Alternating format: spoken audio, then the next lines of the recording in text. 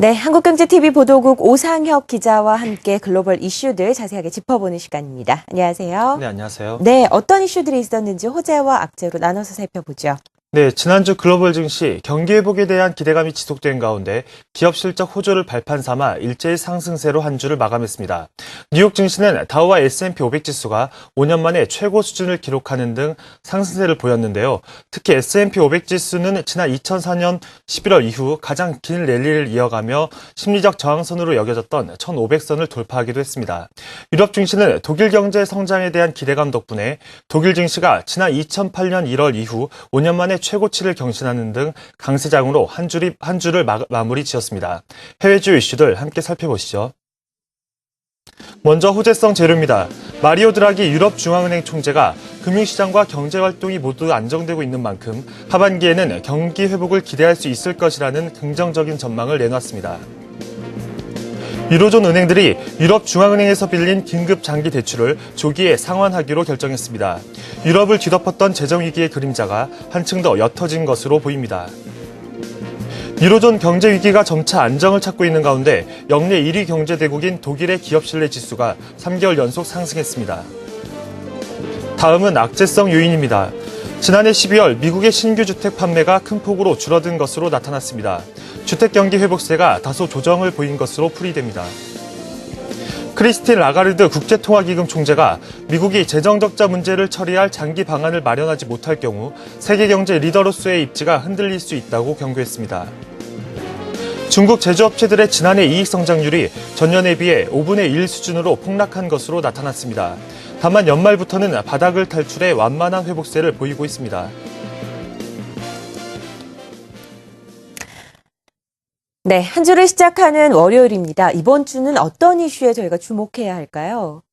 네, 이번 주에는 연방준비제도 이사회의 공개시장위원회와 미국의 1월 고용 발표, 그리고 막바지 기업 실적 발표 등 굵직한 재료들이 쏟아지면서 글로벌 증시의 향방이 결정될 것으로 보입니다.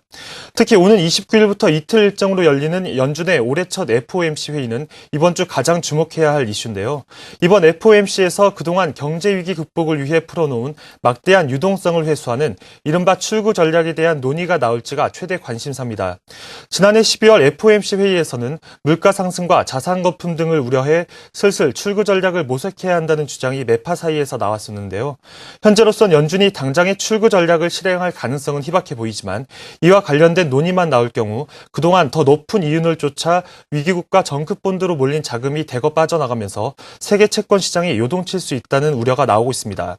이와 관련해 뱅크 오브 아메리카의 최고 투자 전략가는 연준이 출구 전략 낌새만 보여도 채권 붕괴 사태가 시작될 수 있다고 지적하기도 했습니다. 또한 지난주 세계경제 포럼의 최대 화두였던 환율 전쟁이 FOMC에서 논의될지에 이목이 쏠리고 있는데요. 현재 독일과 영국이 엔저를 유도하는 일본을 공격하고 일본이 이를 받아치는 모양새지만 미국은 직접적인 언급을 피해왔었습니다. 이와 관련해 미국을 대표하는 연준이 환율 전쟁에 입을 뗄 경우 가파르게 떨어지는 엔화 가치도 영향을 받을 수 있습니다. 어닝 시즌 시작 이후 다소 잠잠했던 미국 경제 지표 발표도 다시 활기를 띨 예정입니다. 이번 주에는 민간 고용 동향과 신규 실업수당 청구 건수에 이어 미국의 1월 비농업 부분 고용 동향이 발표되는데요.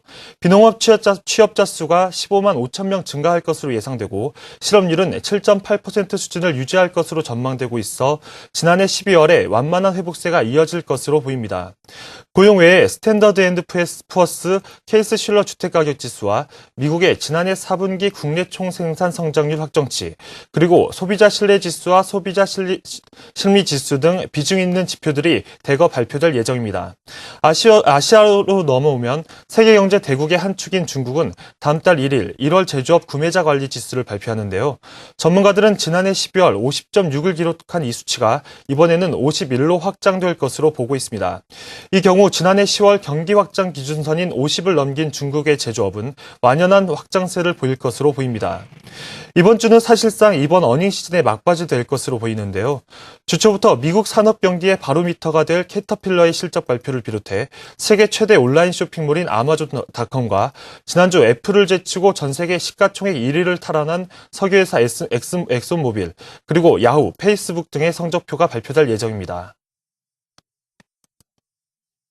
지금까지 글로벌 경제 주요 이슈였습니다.